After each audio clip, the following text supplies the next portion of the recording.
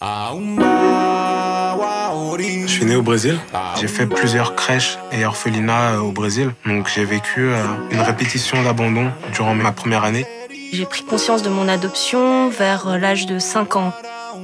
À partir du moment où j'ai su que j'étais adoptée, donc je savais bien qu'ils étaient venus me chercher quelque part. Quand je suis descendu de l'avion, j'ai tout de suite voulu rentrer au Rwanda. J'ai jamais senti en fait vraiment de différence entre le fait que moi je suis adoptée et pas les autres en fait. Je me suis construite comme une enfant blanche finalement. Comme une enfant blanche de l'intérieur et asiatique de l'extérieur. J'aurais dû montrer différemment que j'avais besoin d'amour. La façon que j'ai adopté, c'était de faire des bêtises. Pour moi, ce qui fait famille, c'est les liens qu'on peut avoir avec les gens. Clairement, moi, c'est pas les liens du sang. Niyongira, le petit Rwandais, à l'époque, je dirais que je l'ai fait taire quand même.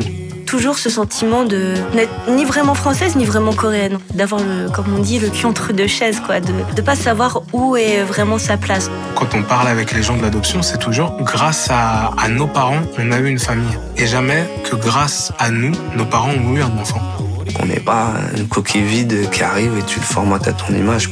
C'était un moment clé où j'ai décidé que j'allais intégrer toute cette partie de mon histoire, en faire une espèce de grande histoire avec les deux familles. On vient de quelque part et on est le fruit d'une histoire avant et de choses avant.